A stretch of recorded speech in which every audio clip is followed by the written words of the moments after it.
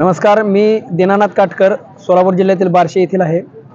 मी 12 डिसेंबर 2023 रोजी माननीय पोलीस अधीक्षक सोलापूर ग्रामीण यांना माहिती अधिकारात काही माहिती मागितली होती। त्याप्रमाणे त्यांनी त्यातल्या जनमाहिती अधिकारी जे कार्यालय अधीक्षक आहेत यांनी मला एक पत्र पाठवलं आणि त्याप्रमाणे माहिती काही दिली काही दिली नाही।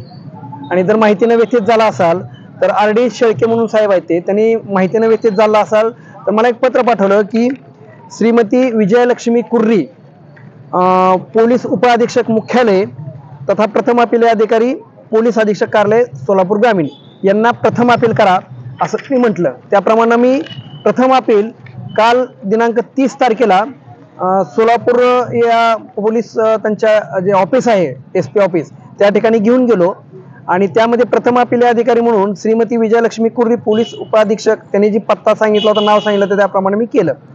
परंतु आवक जावकवाल्यांनी ते माझं पत्र घेतलं नाही। त्यांनी मला कुर्री मॅडमकडे नेलं। कुर्री मॅडमचं म्हणणं असं आहे की तुम्ही माझ्या नावानं पत्र का दिलं। आता ॲक्च्युअली माहिती अधिकारामध्ये त्या पद आणि त्या माणसाचं नाव हे कंपल्सरी देणं गरजेचं आहे। तसं प्रथम अपील अधिकाऱ्याचं नाव आणि पद हे देणं गरजेचं आहे।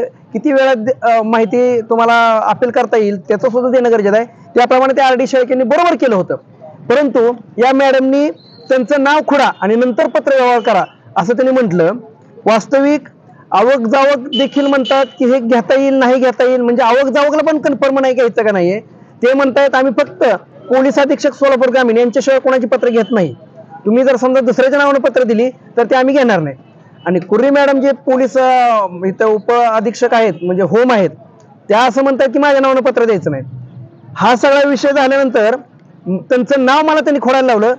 त्यांचं नाव जरी खोडलं तरी पोलीस उपअधीक्षक सोलापूर ग्रामीण हे असताना सुद्धा आवक जावकवाल्याला ते पत्र घेतलंच त्यांनी आणि त्यांनी घ्यायला लावलं। अशा पद्धतीने प्रत्येक व्यक्तीला वेगळा वेगळा रूल हा केला जातो। मी त्यावेळेस देखील म्हटलं की RPDने पाठवल्यानंतर तुम्ही घेणार का नाही, मग तुम्ही त्रास कशासाठी देताय।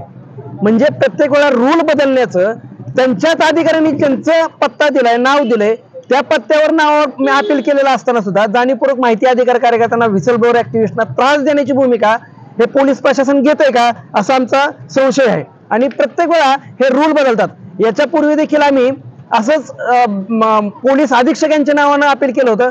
त्यावेळेस यांच्या पूर्वीचे जे अधिकारी होते त्यांनी ते आमचं अपील नाकारलं, तुम्ही नावानिशी केलं नाही त्याच्यामुळे वेळ झाला म्हटले।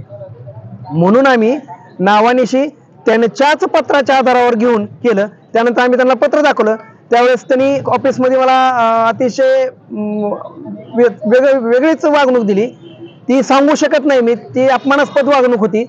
आणि जर अशा पद्धतीनं जाणीवपूर्वक माहिती अधिकार कार्यकर्त्यांना त्रास देण्याची भूमिका घेत असाल, प्रशासकीय अधिकारी एवढ्या वरच्या पातळीचे लोक जर करत असाल तर जाणीवपूर्वक त्रास देण्याची भूमिका आहे असं आमचं स्पष्ट मत आहे।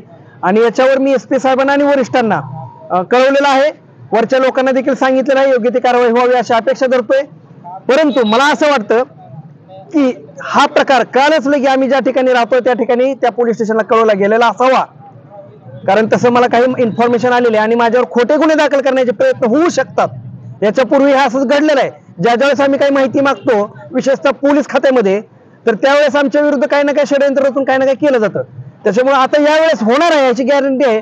तरी सुद्धा ही ज्या बातमीतून मी पत्रकार महोदयांना सुद्धा विनंती करतो की योग्य त्या ठिकाणी पोहोचवावं। आम्ही तर पोहोचवलेलंच आहे, परंतु वरिष्ठ स्तरावरच्या लोकांनी देखील याची जबाबदारीने काळजी घ्यावी ही नम्र माहिती अधिकाराची नियमावली या लोकांनाच माहित नाही असं म्हणायचं। मी प्रत्येक वेळा माहिती अधिकाराचा कुठलाही अर्ज देत असताना एक बोल्ड करून खाली लिहिलेलं असतं ज्याचं RTIचं प्रशिक्षण झालेलं आहे त्याच व्यक्तीला कर्मचाऱ्याला अधिकाऱ्याला हा अर्ज फॉरवर्ड करण्यात यावा किंवा त्याच्याकडेच देण्यात यावं।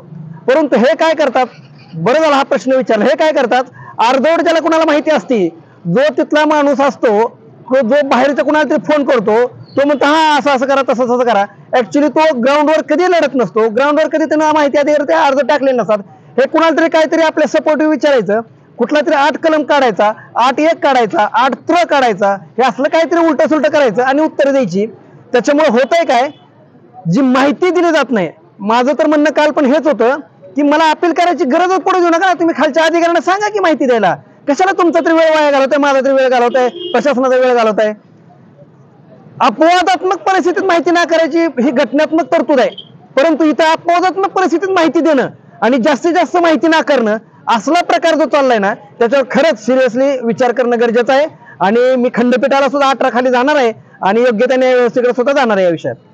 खंडपीठाचं देखील म्हणणं आहे की आमच्यापर्यंत जोडपचा क यूज नाही, परंतु हे लोक जाणून बुजून जोडपचा क जोडून माहिती अधिकार कार्यकर्त्यांना त्रास देण्याचा वारंवार प्रयत्न करतात. याबद्दल काय म्हणणं? माझं म्हणणंच ते आहे की ज्यावेळेस आपण अर्ज देतो त्यावेळेस अपवादात्मक परिस्थितीत माहिती नाकारायची. इथं केलं तेच जातंय की अपवादात्मक परिस्थिती माहिती दिली जाते, ते सुद्धा काही वशिला पिशिला बारा भानगडे होऊन किंवा त्यांच्या जवळचे बिळचे असेल तर. आणि इतर टायमाला मात्र ओव्हरऑल सगळीकडे पोलीस खात्यातच आहे, सगळ्याच खात्यात असं चाललंय. इतर टायमाला मात्र माहिती नाकारली जाते, अपील केलं जातं, तो माणूस वैतागून जातो आणि सेकंड अपील ज्यावेळेस खंडपीठात जातं त्यावेळेस 3-3, 4-4 वर्ष होऊन जातात. मग त्यावेळेस हे पण लोक बदलून जातात, तेही लोक बदलून जातात, तो कार्यकर्ता पण थकलेला असतो, थांबलेला असतो आणि मग माहिती दिली काय नाही दिली काय. आणि तरी सुद्धा जर एखाद्यानं ताणत बसलं माहिती घ्यायचंच म्हटलं तर त्यावेळेस तत्कालीन जे असतात ते म्हणतात आम्हाला माहितीच नाही, त्यावेळेस दिली असेल, काय झालं असेल, जाऊ द्या, समजून घ्या, सोडून द्या. आणि खंडपीठाचे आदेश झाल्यानंतर सुद्धा माहिती दिली जात नाही बऱ्याच वेळेला. त्यामुळे बऱ्याच लोकांना माहित नाही, त्याच्यात सुद्धा आपल्याला 18 खाली तक्रार देता येते आणि त्यांच्या वरिष्ठांना ज्यांनी माहिती आपल्याला दिली नाही आदेश होऊन सुद्धा त्यांच्या वरिष्ठांना सुद्धा आपलं महाराष्ट्र नागरिक सेवा 1979 खाली तक्रार देता येते.